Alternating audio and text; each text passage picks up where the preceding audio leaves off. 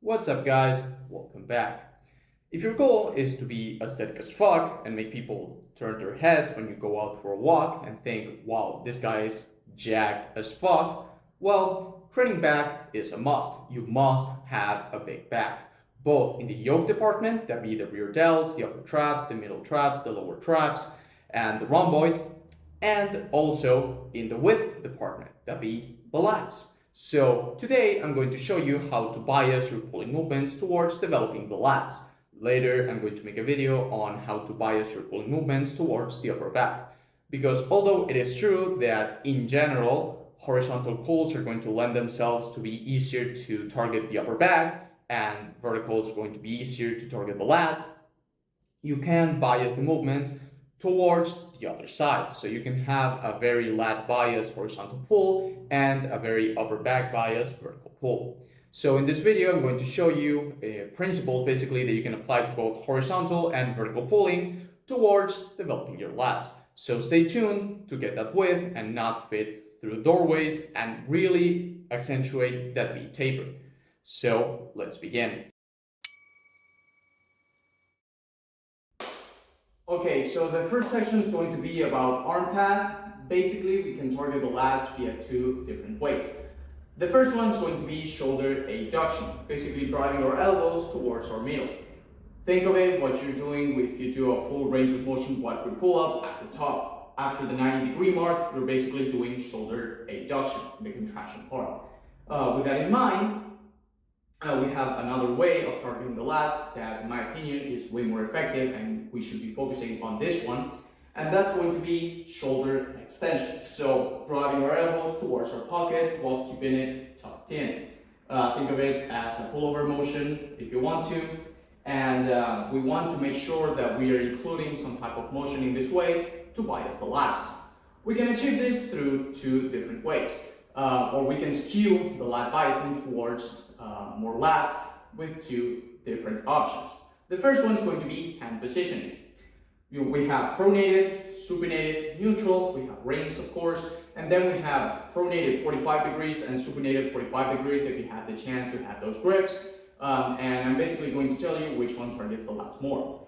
In my opinion, the pronated grip is the least lat biased because it is really hard to keep it tucked in unless you modify the other option that I'm going to talk in a second. So pronated is going to be the least lat biased position. Then we have basically the supinated one, and that one is pretty lat biased, but the only issue is that usually with straight bars it is very taxing on the wrist and it's very awkward to pull and to grind those last few reps when you're with a straight bar supinated grip. Then we have the neutral, which is way more comfortable on the wrist and on the joints in general. The only issue is that it's going to also target the triceps. In my own experience, it's going to target the long head because the long head has the same function as the lats, but it is still way better than a supinated. Then we have pronated 45, which in my opinion removes the tricep from the equation, but it is also true that you can tend to do the shoulder adduction part more than the neutral grip. So they're kind of in the same place. Then we have supinated 45 degrees, and then we have rings. These last two are going to be the best if you want to target the lats because they're going to basically match your carrying angle. And in terms of the rings, you're going to be able to rotate to properly have that mind-muscle connection. To basically summarize this portion, we have the bar right here, and basically pronated is going to, for example, in this case, we do it pronated, right? It's going to be way easier to tend to do this instead of this, as you can see. With supinated, again, it's going to be very easy to target the lats with this because you can't really do shoulder abduction, but it's going to be tough on the wrist. With neutral, it's going to be better, and if you have 45 or rings, it's going to be even better. So that's for the first part, hand positioning. Basically, find grips that allow you to keep your elbows tucked in. That's my order of priority, but you may have a different structure, and therefore some grips may be better for you than others. But in general, I think my list applies. Then we have grip width. With grip width, it's fairly simple to explain. The wider you go, the tougher it is to keep your elbows tucked in. But also, past a certain point, the closer you go, the more arms are going to be involved. So you want to keep it, if I were to categorize grips, we have super wide, we have medium, we have close, and then we have super close. What we want to do is stay between close and medium. We don't want to go wide and we don't want to go super close. So basically, as you can see, if I go super wide, for example, in this case, if I go super wide, it is very likely that I'm going to do shoulder reduction, this, instead of doing this, which is going to be shoulder extension. If I close out the grip a little, even with a pronated grip, it is way more lat bias, as you can see. But if I close it too much, it's going to be, in this case, mainly brachialis and forearms, because it is very tough to properly pull in that fashion. So with grips, you want to be from here, where the fat grips are. You can also try fat grips, but it's going to involve the forearms. But neutral medium is going to be great to neutral close, as you can see. This range right here. If you have rings, it's going to be even better if you keep it like this. But you can also try having the rings with a close grip and then do a spreader bar motion. That's going to be even better. So that's for the first part. It's going to be arm path. You can basically make the movement more lat bias by playing around with the hand positionings and with the grip. So let's move on to the next section, which is going to be spinal flexion. Now we're going to talk about spinal flexion. This is fairly simple and very straightforward. Basically, you want to have a posterior pelvic tilt, right? And you want to squeeze your abs a little so you can stretch the lats a little bit more. And this is also going to turn the movement, the more spinal flexion you do, towards being more lengthened bias. So we have degrees of spinal flexion. The first aspect is going to be no spinal flexion at all. So we are like this, right? And we go up and down, right? Like pumping our chest forward. Then we have the hollow body positioning, in which we basically round our upper back, and we also do the posterior pelvic tilt and spinal flexion. We think of ourselves as a banana. It's 2024, we can be whatever the fuck we want. So you're basically hanging, you round yourself, and you flex the abs a little, and then you go, you're a banana, right? Like this. This is going to stretch the lats a little bit more. And then we have the next degree, which I call knees up pull-ups or baby pull-ups. You basically take your knees up as in front of you as you can, and you do your chin-ups like that. And then what we can do is we can take our legs and extend them, having even more spinal flexion, making the movement way more difficult and way more lengthened bias and way stricter as well. And it's going to be the L-sit pull-ups. We basically extend like this. And this lengthens the lats like no other, and it feels tremendous. If you don't believe me, go to your pull-up bar or to your gym and try this out.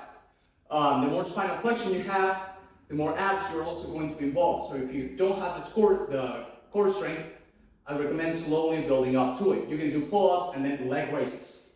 Or you can also do all of your pull-up work, and at the end, you add the hardest variation that you can do as a finisher for 1 to 2 sets. That way, your back is going to be the limiting factor. If you have the core strength though, I would recommend have it as your main vertical pull for the session. So that's spinal flexion.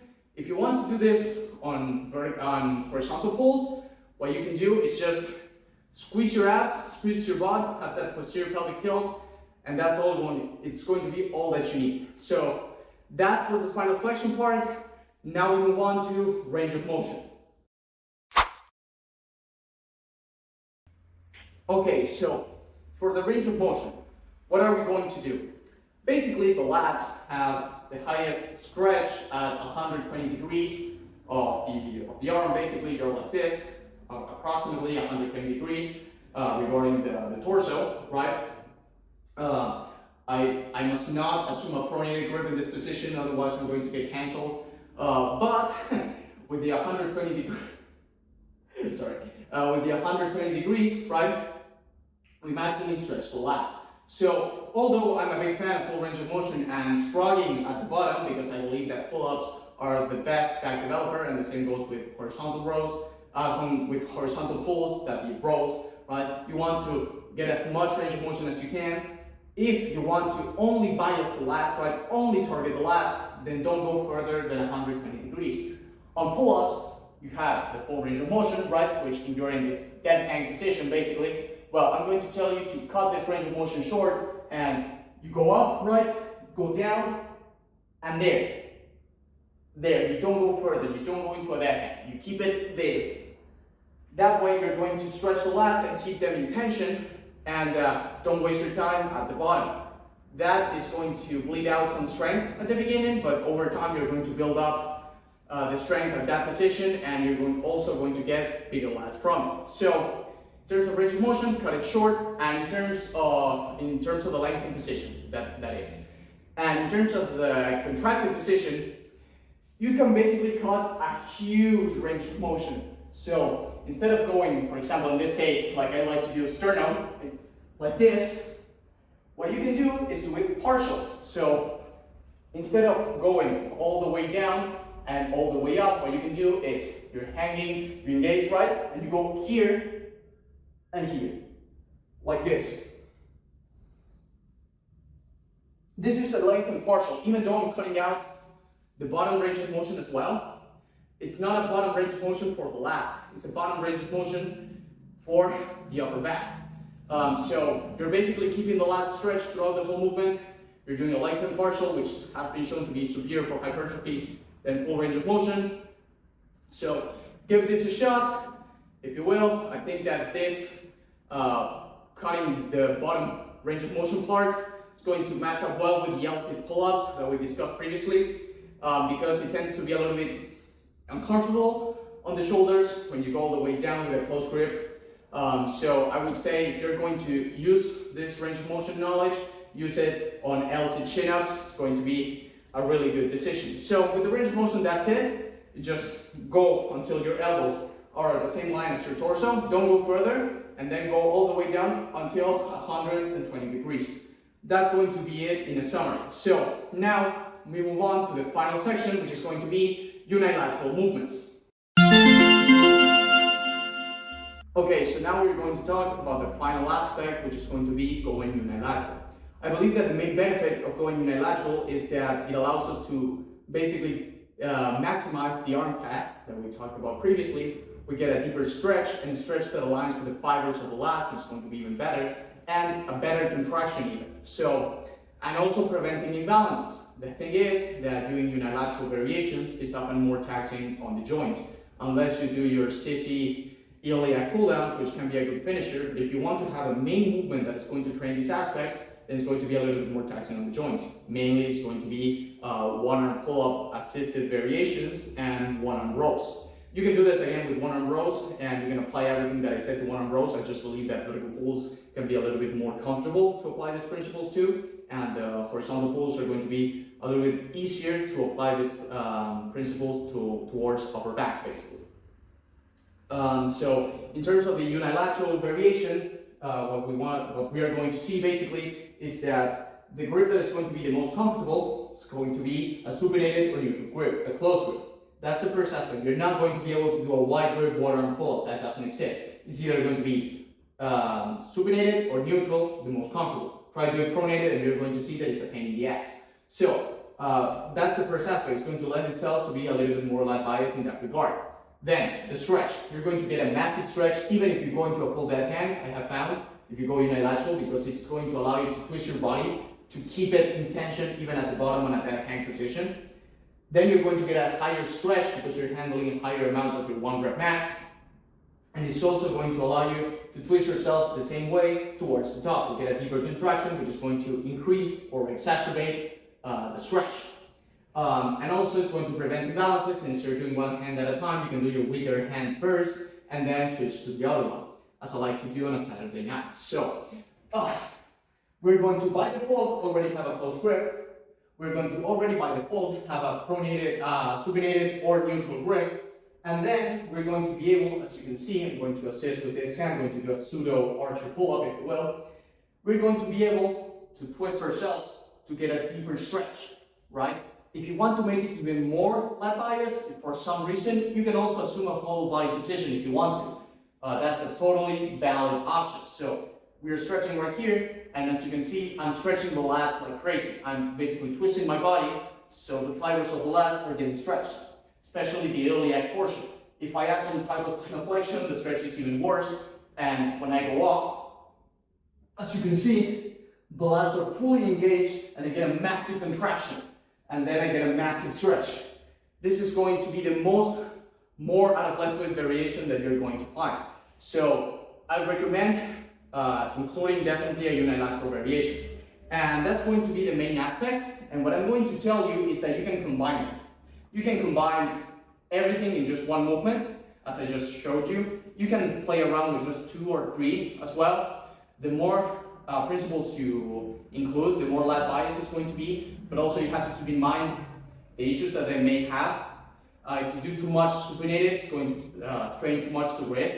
If you do too much neutral, it's going to target too much of the long head. So you have to play around and find ways of applying those principles in a way that there's no downsides, or at least minimizing them. Okay? So everything is a blend, and you want to play around with the factors. So you could, for example, do LC chin-ups, right?